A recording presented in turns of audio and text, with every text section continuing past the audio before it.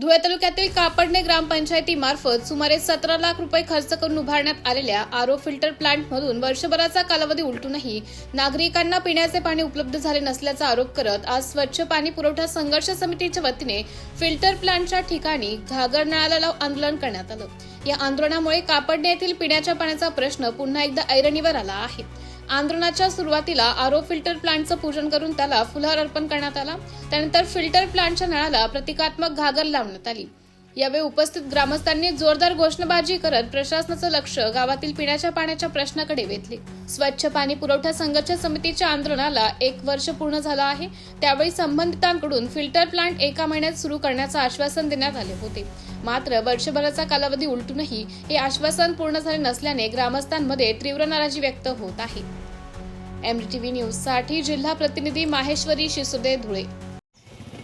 आज आमच्या कापडणे गावात आम्ही सर्व ग्रामस्थ व शुद्ध पाणी पुरवठा संघर्ष समिती या ठिकाणी ग्रामपंचायत कार्यालयाजवळ असलेल्या फिल्टर प्लांटच्या बंद कामाजवळ आमचं सर्व ग्रामस्थांचं धरणे आंदोलन व घागर नळाला लाव हे आम्ही आंदोलन पुकारण्यात आलेलं आहे।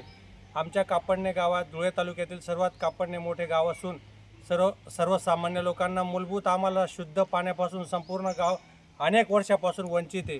आमच्या गावातील सर्वसामान्य कुटुंबातील गरीब लोक असतील, मजुरी करणारे लोक असतील, शेतकरी असतील, व्यापारी असतील, सर्वांना गरीब श्रीमंत सगळ्यांना आज अनेक वर्षापासून विकतचं पाणी घ्यावं लागतं आहे।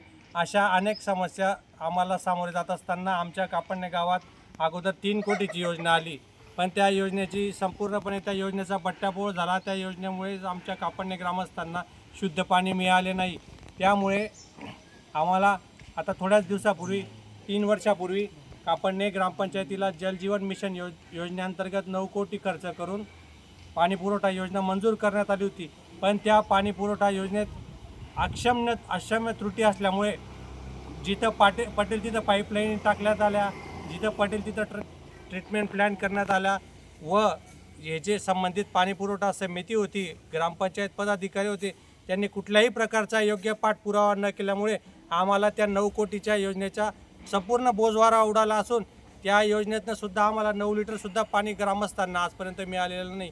एवढा आम्हाला संघर्ष करत असताना आम्हाला 5 वर्षापूर्वी आमच्या कापडणे ग्रामपंचायतीने 17 लाख रुपये खर्च करून एक फिल्टर प्लांट मंजूर करून आला, ज्याच्यात सर्वसामान्य माणसांना फुकट तर नाही पण 5 रुपयाचा कॉईन टाकून 10 रुपयाचा कॉईन टाकून पाणी देऊ असं आम्हाला सांगण्यात आलं होतं व ते फिल्टर प्लांट 17 लाख रुपयाचा गडीवर बसवला होता, पण त्याच्यातनं तो संपूर्णपणे फेल झाला। तिथून कोणालाही पाणी मिळालं नाही व तो प्लॅन्ट अक्षरशः भंगारात आमच्या शाळेत टाकण्यात आला। पण आमच्या संपूर्ण जागृत ग्रामस्थांच्या व संघर्ष समितीच्या सर्व तरुणांच्या पुढाकारामुळे तो आम्ही मागील वर्षी आंदोलन केलं।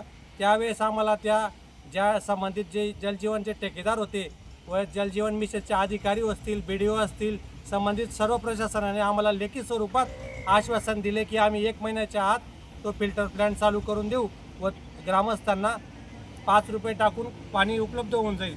पण त्या घटनेला आज 1 वर्ष झाला असून कुठल्याही प्रकारचं पाणी मिळत नसल्यामुळे आम्हाला आज पुन्हा एकदा या ठिकाणी आंदोलनाचा पवित्रा घ्यावा लागत आहे। तरी आम्हाला सर्व ग्रामस्थांना या समस्येवर तात्काळ जर तोडगा नाही निघाल्यास आम्ही यापेक्षा तीव्र स्वरूपाचं आंदोलन करू व या संपूर्ण प्रशासन व ग्रामपंचायत पदाधिकारी जबाबदार राहतील ही सर्वांनी नोंद घ्यावी।